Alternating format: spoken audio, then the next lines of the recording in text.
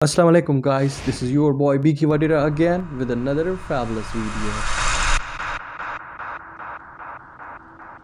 1992 एक किताब पब्लिश की गई जिसका नाम था The Secret Treasure Hunt। इस किताब में 12 अजीबोगरीब तस्वीरें थीं और हर तस्वीर के नीचे एक पहेली। इस किताब के मुताबिक इसमें 12 ख़जानों के राज छुपे हुए हैं जिनको ढूंढने के लिए आपको इन तस्वीरों को पहेलियों के साथ मैच करना होगा। अब तक इनमें से सिर्फ 2 ख़जानों का ही पता चल पाया है, बाकी के 10 अभी भी किसी के इंतज़ार में दफन पड़े हैं।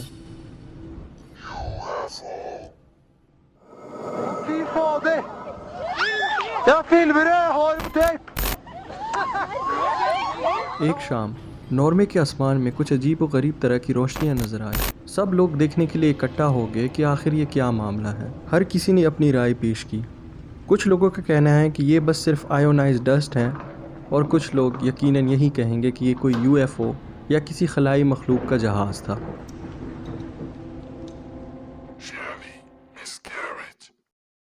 ये थी बीवी या शायद हैं साइकोलॉजी लीडर डेविड मिस्कैविज की। वो काफ़ी सालों तक डेविड के साथ हर मीटिंग, हर इवेंट और लगभग हर फंक्शन में नज़र आई, लेकिन फिर अचानक एक दिन वो गायब हो गई। साइकोलॉजी चर्च वालों का कहना था कि वो कहीं गायब नहीं हुई, बल्कि वो चर्च के लिए किसी खुफिया काम में मसरूफ़ हैं। आज 20 साल गुजर गए, लेकिन फिर कभी किसी ने शैली मिसकैरेज को नहीं देखा।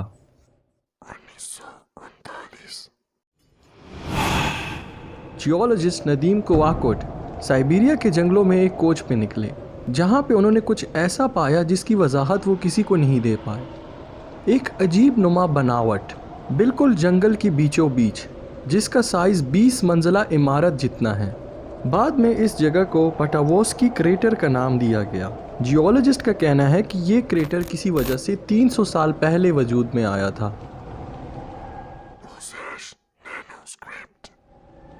कहा जाता है कि ये किताब 12वीं सदी में कहीं लिखी गई, जिसको 1912 में एक साइंटिस्ट ने ख़रीदा। इस किताब में कुल 240 पेजेस हैं और इसको एक ऐसी ज़बान में लिखा गया है जिसका अभी तक किसी को कोई पता ही नहीं। कोई ये भी नहीं जानता कि ये किताब कहाँ से आई है, इसमें क्या लिखा है, क्यों लिखा है। लेकिन इसकी अजीब व गरीब तरह की बनावटें जो कि इसके अंदर ग्राफिक्स मौजूद हैं, वो ये जाहिर करते हैं कि इसको ज़रूर किसी ख़ास चीज़ के लिए लिखा गया है, लेकिन कोई भी ये नहीं बता सकता कि ये कौन सी ज़बान है। तारीख़ की इंसाइक्लोपीडिया में कहीं भी इस ज़बान का कोई जिक्र हमें नहीं मिलता।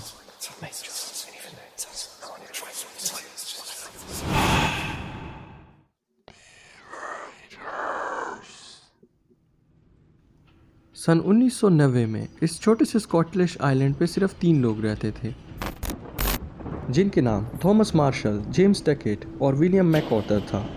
हर क्रिसमस की तरह इस क्रिसमस पे भी इस आइलैंड पे एक सप्लाई शिप आई, लेकिन वो ये देख के काफ़ी हैरान हुए कि इस दफ़ा उनके इंतज़ार के लिए वहाँ पे कोई मौजूद ही नहीं था। उन्होंने काफ़ी दफ़ा हॉर्न बजाए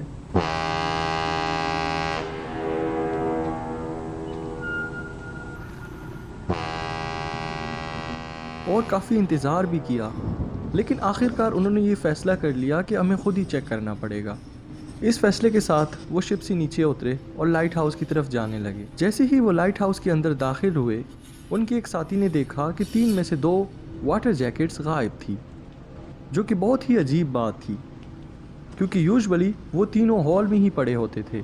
जब वो किचन की तरफ दाखिल हुए तो वो और भी हैरान हो गए, क्योंकि वहाँ पे अभी भी गर्म खाना पड़ा था, जैसे कि कोई अभी अभी छोड़ के गया हो।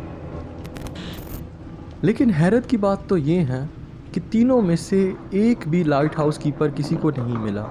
बाद में थॉमस मार्शल की डायरी ज़रूर मिली, जिसमें ये लिखा था कि मैंने अपनी 20 साल की ज़िंदगी में कभी भी इस तरह की तेज़ हवाएं नहीं देखी।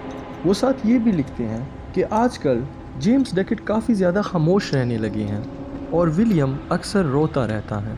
सवाल ये उठता है कि आखिर क्या वजह थी विलियम की रोने की और जेम्स डकेट के खामोश रहने की। हालांकि ये तीनों आर्मी से रिटायर्ड किए गए ट्रेंड सोल्जर्स थे। इससे ज़्यादा हैरान कर देने वाली बात यह है कि वेदर रिपोर्ट्स के मुताबिक मौसम बिल्कुल साफ़ था, कोई तेज़ हवाएं, कोई तूफ़ान, किसी भी किस्म का कोई ख़दशा ऐसा नहीं था। लेकिन फिर भी पता नहीं क्यों थॉमस मार्शल अपनी डायरी में तेज़ हवाओं का जिक्र करते हैं। आखिरकार ये 3 दोस्त किधर गायब हो गए। ये आज भी एक सवाल है।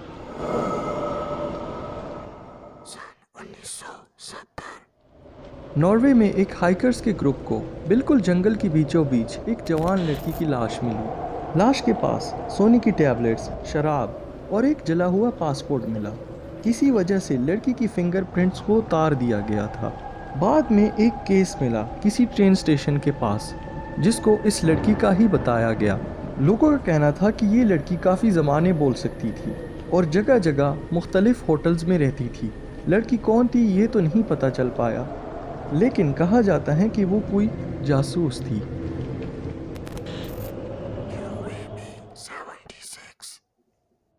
दी बजर ये एक रेडियो स्टेशन है जो कि एक कोड टून सेंड करता रहता है 24 आवर्स।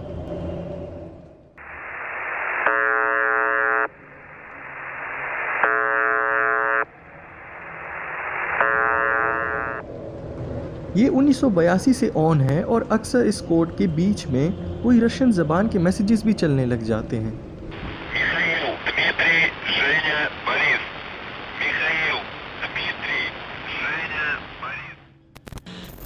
कोई भी ये नहीं जानता कि इसकी असल वजह क्या है। अक्सर इसके बीच में लोगों की बातों की आवाज़ें भी सुनाई देती हैं।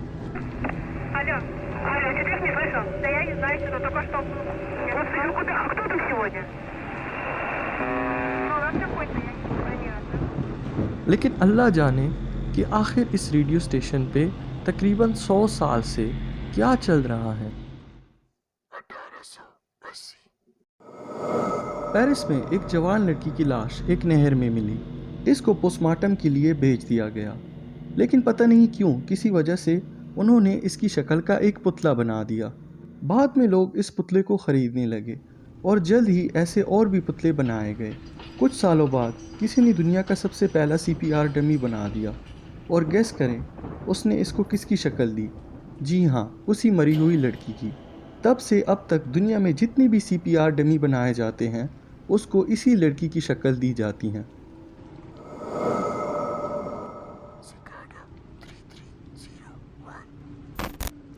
2012 से एक ऑनलाइन पेचीदा पजल गेम खेली जाती हैं जो कि ख़ुद को सिकाडा 3301 कहते हैं। इसके सवालात बहुत ही पेचीदा मैथमेटिक्स, क्रिप्टोलॉजी, लिटरेचर और फिजियोलॉजी जैसी चीज़ों पे बेस्ड होते हैं। ये गेम पूरी दुनिया में खेली जाती हैं। 3301 का कहना है कि वो इस गेम के ज़रिए दुनिया भर में सबसे काबिल तरीन लोगों की तलाश करते हैं, लेकिन कोई भी ये नहीं जानता कि किस लिए। अब तक कोई भी ऐसा बंदा सामने नहीं आया जिसने पूरा पजल सॉल्व किया हो। बहरहाल लोगों का कहना ये है कि ये किसी खुफिया इदारे या एजेंसी के टेस्ट होते हैं ताकि वो काबिल से काबिल बंदे हायर कर सकें। अगर आप भी ख़ुद को इतना काबिल समझते हैं तो आपको बताता चलूँ कि इस साल की 3301 गेम्स जनवरी से स्टार्ट हो चुके हैं। So best of luck. इसी के साथ दोस्तों हमारी ये वीडियो इख्तिताम पे आती हैं। उम्मीद करता हूँ कि आपको ये वीडियो बहुत पसंद आई होगी। अगर ऐसी मज़ीद वीडियोस देखना चाहते हैं तो हमारे चैनल को सब्सक्राइब करना बिल्कुल ना भूलिएगा। मिलते हैं आपसे ऐसी अगली और ही मज़ेदार वीडियोस के साथ। तब तक के लिए अल्लाह हाफ़िज़।